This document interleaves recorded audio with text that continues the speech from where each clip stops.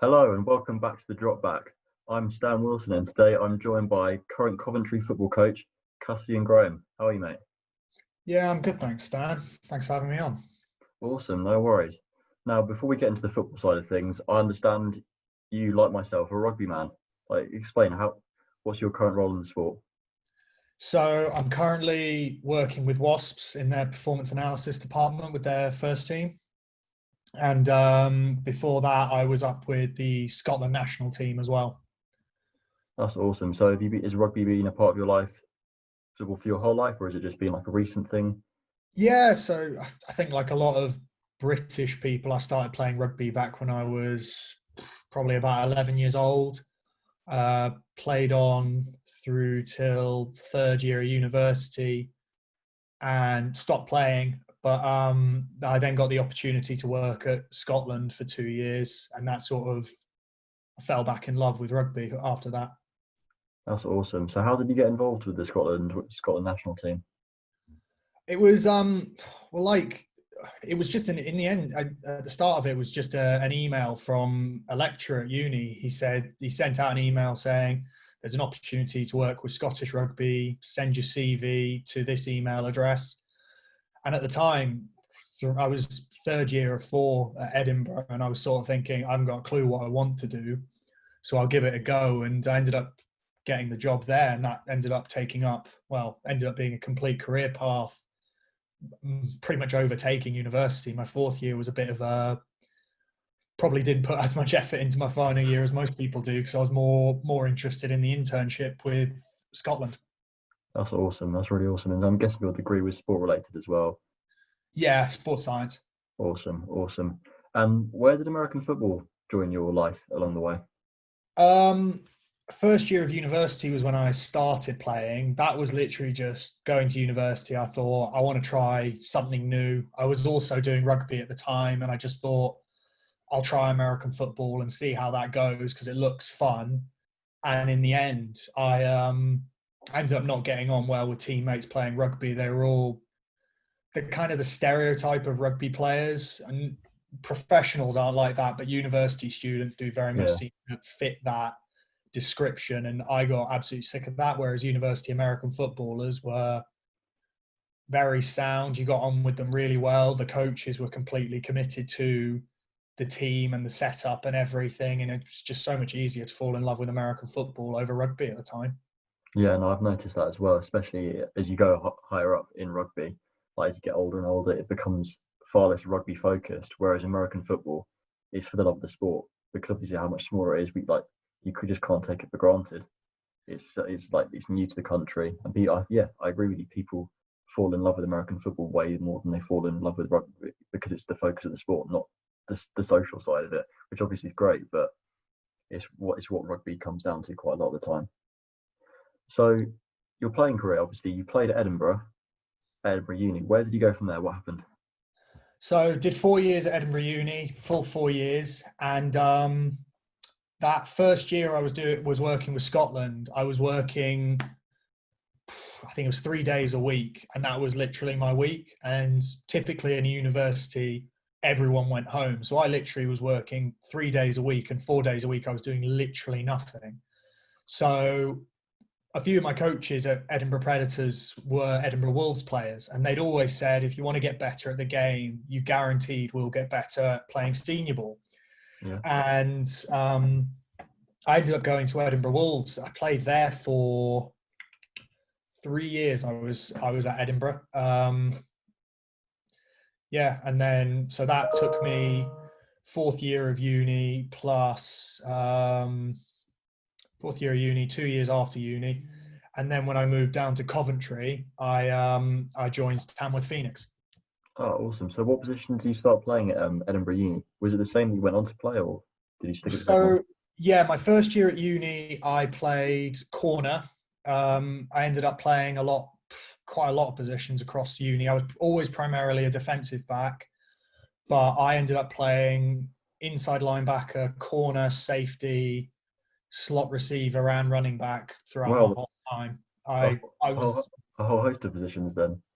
Yeah, it was Edinburgh Preds didn't have the glory of having a massive roster. We always had probably about, like any team, you start the season with 100 guys sign up, 50 guys show up week 1, 40 guys week 3. People have to pay, and throughout the season, you start the season at 30, and by the end of the season, you're lucky if you're north of 25. So towards the end of the season, you've got, the politest way possible, you've got some lower depth chart players left who are playing because they love the sport. Yeah. The quality drops off. So I would always just make myself available and for the offense. And then defensively, my DB coach, Dave Orr, was my DC for 3 years. So I had a very good relationship with him. And he knew that if he needed me to play inside linebacker or wherever he needed me, he could just shift me there and I'd do the job he needed me to do. And sometimes at uni level, that's all you need. Sometimes it's just a guy who's going to do the job he needs you to do. Yeah, a bit of a Swiss Army knife, if you will. But yeah, it's really valuable asset to have for a coach, a player who can just slot into any position and they can just play that position solidly for you. So yeah, so Tamworth Phoenix, moving on from Edinburgh, I'm assuming you stick primarily to DB then, or was there still a bit of moving around the field? Oh yeah, that was, I've only played DB for Tamworth. It was one thing that very surprised me. Moving down, almost, I was a little bit arrogant almost. I was thinking, I've had a very good season in the Prem with Wolves in their first year. I think I came off the season with 7 interceptions. Wow. I was thinking, yeah, Tamworth are a lot better than us, but I think I'll step in and I'll be fine because I've played this level and I won't be too far off. And it was actually quite a shock, the difference between Wolves and Tamworth. So actually at Tamworth, my first season, I was corner or safety. And then last season, Jason Scott, it was just a training session. Whenever they just needed a corner one session. So Jace went, Cass, go in at corner. And a few sessions later, Jason came to me and said, you're actually doing very well at corner. So I think just focus primarily on corner. And yeah, so I'd say from now, I'm probably definitely a corner out and out. Awesome. Yeah, it's really encouraging stuff to hear from a coach. When did you start with Coventry Jets, with the university football team? So I started with the Jets 2 seasons ago. So their first season in Div 1. Their head coach was Tom Townend, who I knew through Tamworth. The DC and linebacker coach was Adam Gibson, again of Tamworth. And they'd also recruited one of my teammates at Tamworth, Sam Jordan Turner. So it was quite a selling point for them, saying we've got quite a few Tamworth guys coaching, so you'll feel right at home. So I'd had 1 year coaching at Edinburgh Preds in my year after uni, and that was just a write-off. That was like, oh, Cass, we need a running back coach. Can you take the running backs? And I ended up doing such a terrible job. I knew nothing about running back, and I actually didn't enjoy it in the slightest. But going into his first year of being head coach, I think it was, Tom said, we've lost our old DC was our DB coach, and he's had to leave because he's had a kid and he just can't commit the time he needs. So it'd be great to have you. And so we're about to go into hopefully we're about to go into our 3rd season. Awesome. So I understand you're having to take a bit of a step back this year as well. How's that going to impact your role in the team? And is there a possibility you might move back up to DC? I don't know, to be honest. The main reason was just because of work. Rugby's have been such a hectic one the last 12 months, and I was lucky to step up from the academy to the first team post-COVID. So working in the academy, I had a lot of weekends free. I could manage my time a lot easier because I was answering to myself, essentially. Yeah. And as long as the coaches got the work when they needed it, that was the main thing. Whereas in the first team, you've got games every weekend. You could be on a Saturday, you could be on a Sunday. And what I didn't want to do was be a DC who could make Tuesday, Thursdays, and then miss some game days. And you've got players having to work off a DC, 2 different DCs throughout a season. It's just a complete lack of consistency for them. So I said to the committee, not long after I got the job offer, and I sort of realised I've got to take a step back, that while you're looking for a head coach, keep an eye for someone with a defensive mind and see if you find someone. And in the end, they found someone who did both in Karen, who's coming on and doing head coach, but also he's brought in his own defensive scheme, which is good. That's awesome. So in your time as defensive coordinator at the Coventry University Jets, What was the team philosophy that you instilled in your defense? I'm a big believer in discipline for defense. I think offense, you can be disciplined with your schemes, but a lot of the time, sometimes you call a run up the middle and they send an inside blitz up the gut. There's not a lot you can do about that. Whereas with a defense, if you can be disciplined and you can be gap sound and you can be coverage sound, you're going to limit a team really well. And I mean, discipline was probably my main thing, but also just put your effort in and love the sport. Because I think I want to say discipline as well in terms of like off the field as well. Because I hated guys who would show up and not realize what was happening. A lot of Prem teams were a little bit predictable. I think Nottingham and Leeds were the only ones that I couldn't really get a good feel on what they were about to do. But other teams, they had tells on what you could do. And guys who came to film and watched the sessions and everything knew what was going on. And it made my job so much easier. So as long as they were disciplined on and off the field and loved it, I could work with them easily. Awesome. How did you bridge the two main facts in your life? Obviously, being a rugby video analyst and an American football defensive coordinator. Did those sort of things merge in some way? How did you make a connection between the two? I ended up just using the software I use for work for Coventry, and I would break down oppositions in a very basic way, nothing too complicated, but just to sort of try and get a feel for when they were trying to do certain things. And then I could work out when they're in certain formations or certain down and distances, what are they more likely to do out of certain formations? And it just made planning for opposition so much easier, because in the Prem, every team we went up against had scholars, had guys who'd been playing the sport for years. Coventry had been Div 2 2 years beforehand and gotten promotion 2 years on the bounce. So we needed to have as much as we could. And so I tried to use this analysis setup to really, say analysis setup, it was primarily me, but any information I came across that was of use, I was feeding back to my linebacker coach, who was also co-DC and Sam Jordan Turner, but also the players for anything important.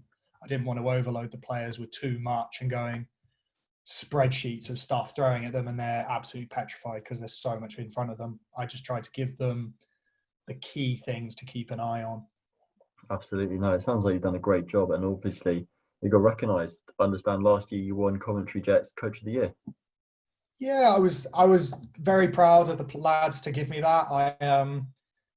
It was a tough year last year. Like a lot of people, you obviously see the score lines that go up and everything like that. We weren't getting points on the board. Offense was really struggling, and I think there was a lot of difficulty throughout the team. I really respected a lot of the players who showed up from week one to the last game of the season. So for the lads to then say, actually, we felt Cass did a lot for us and really, and because I think it's very easy for a coach to either show up with loads of energy or show up with all the information. But I hope the lads sort of saw both sides of that from me and saw Cass is doing this because he enjoys it, but also he makes us enjoy it and everything that goes along with that. So it was a very proud moment for me. Awesome. Just switching on to Coventry Jets as a whole. Will there be a change in offense next year from the flex bone due to the struggles last year, or will that remain very much a part of the team? Well, we have a new offensive coordinator coming in. I believe Mark Zubanski, our old quarterback, is coming in to set up the offense. I believe he is expecting to go spread. There was a lot, especially with the difficulty of what our double wing was doing. It just wasn't effective at the next level. It worked very well in Div 1 when we had veteran athletes who were very good footballers in guys like Andy Owusu, who is a GB running back, Dwayne Obi, who was on the Warriors roster last year, Bami, and Marcus, all phenomenal American football players and athletes. So it was a lot easier for the wing T to work. But when those guys graduated, we just didn't have the same level of athleticism to make something like wing T works, because they could break a tackle and make things happen.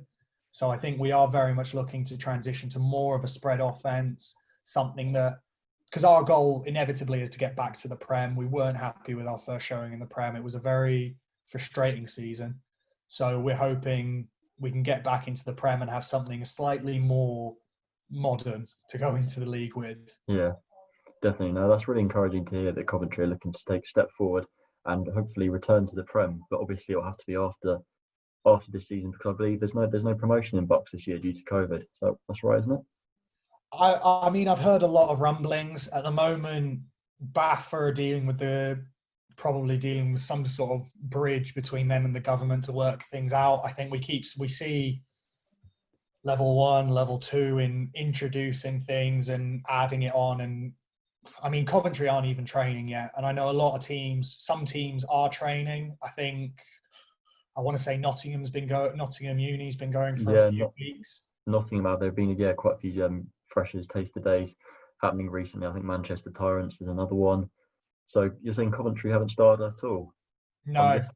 So is that because of the student union, or is it because of local guidelines? I would love to tell you. Honestly, each week we try and we ask the head coach and we say to him, any word on if there will be training. We've been told originally, I think we were told mid-October, and then that got pushed back a week or two now. But we're sort of just sitting, waiting. We're planning for the season. We want to be able to, when we get into training, we can just make the lads enjoy it and get as many rookies in as possible, because it's going to be a really tough season to love the sport. From what I've heard, it's going to be a lot of regional games. We're very lucky in terms of being in Cov. We've got pretty much the entire Div 1 Midlands is on our doorstep. Plus, we've got the likes of Birmingham and Nottingham if we want to get a game against some really quality runouts. Plus, we've got a couple Div 2 teams really close by as well. So I think we can get a really good balance to the year. We've just got to hope that guys are happy to play. Rookies are happy to play all friendlies this year. That's the main hope, is we can get a good season, really install a new offense and a new defense, and then next year be a real threat to push on to Prem again. Awesome. Well, I wish you all the best of luck with that. It's been great having you on. Thank you so much for giving up your time for this. Cassian Graham.